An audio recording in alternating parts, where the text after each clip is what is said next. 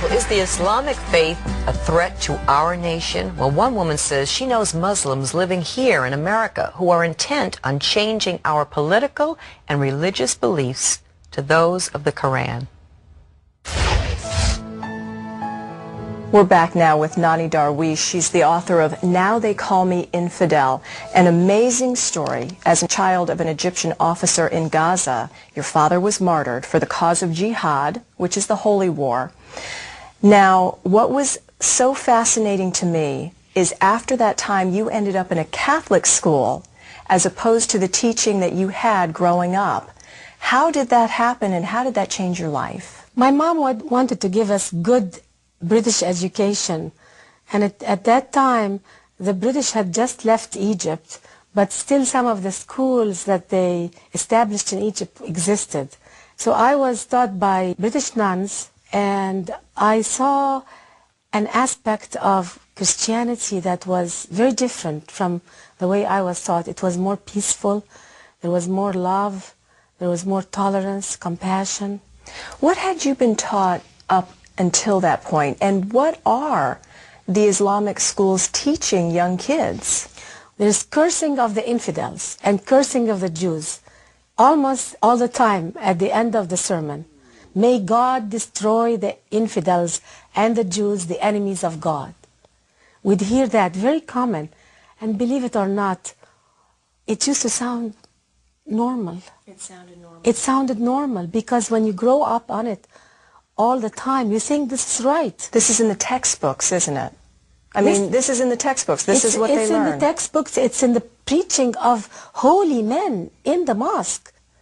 There is something every American must understand, after 9/11 especially, that there is nothing that America has or has not done that causes terrorism. Terrorism is violent jihad, and it's the duty of every Muslim, and that's why many Muslims are silent, because they feel if they speak against terrorism, then they must be speaking against jihad, and that's why they have a conflict to speak out, and that's why Americans should never doubt their own value system, or their own country, or their even own foreign policy.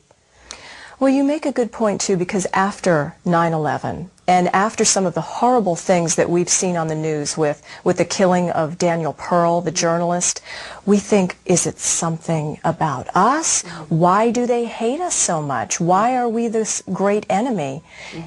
And it really is just... No, it is, we have an open system, and they have a closed system. Their existence here is the right to Islamize us. That's how they view us. They are here because they feel they want to Islamize us. And they give us no access into their country. Absolutely.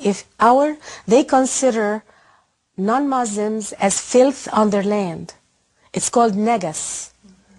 And that's why when our soldiers, American soldiers, went to feed the hungry in Somalia, instead of being appreciated, these people were starving by their own government.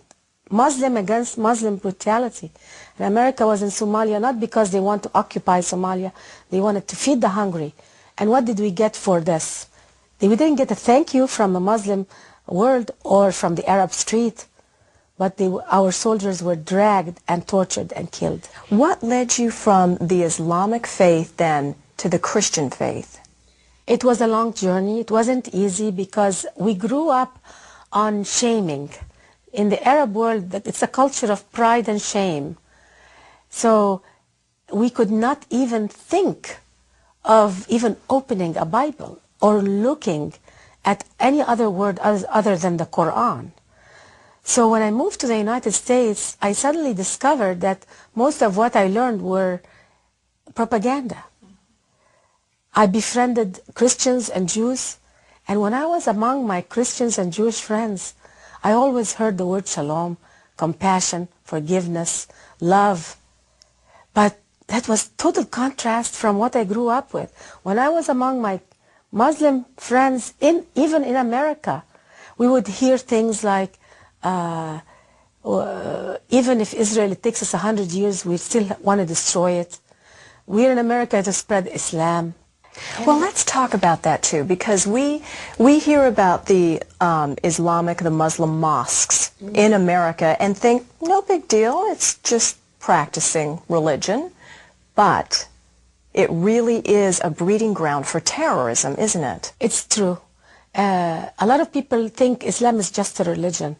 There is a major part in Islamic education, or even the main part, is conquering the world to Islam.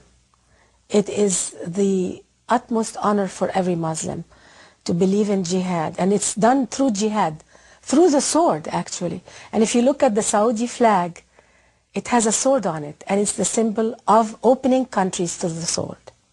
Opening countries through the sword. Do Americans get this? No. Why not? Because we judge everybody by our own value system. We have to understand that we have an open society, an open democracy.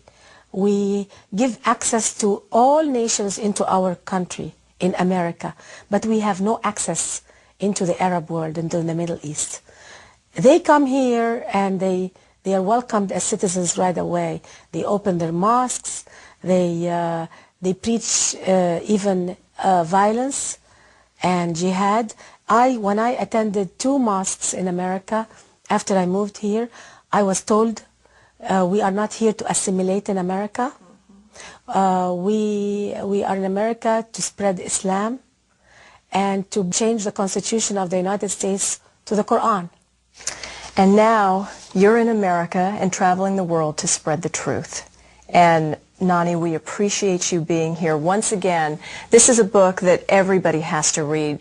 I couldn't put it down. It's called Now They Call Me Infidel, Why I Renounce Jihad for America, Israel, and the War on Terror. It will open your eyes. It will help you understand the psychology of what's behind this religion. Nonie Darwish, it has been such an honor and a pleasure to meet you. I appreciate everything that you've taught us and continue to teach people. My pleasure. It's my duty, because I am so appreciative of America, of the Christian people, the Jewish, Judeo-Christian culture, and I'm proud to be part of it. And that's why they call you infidel. That's why they call me infidel. Thank you, Nonie. Thank you very much.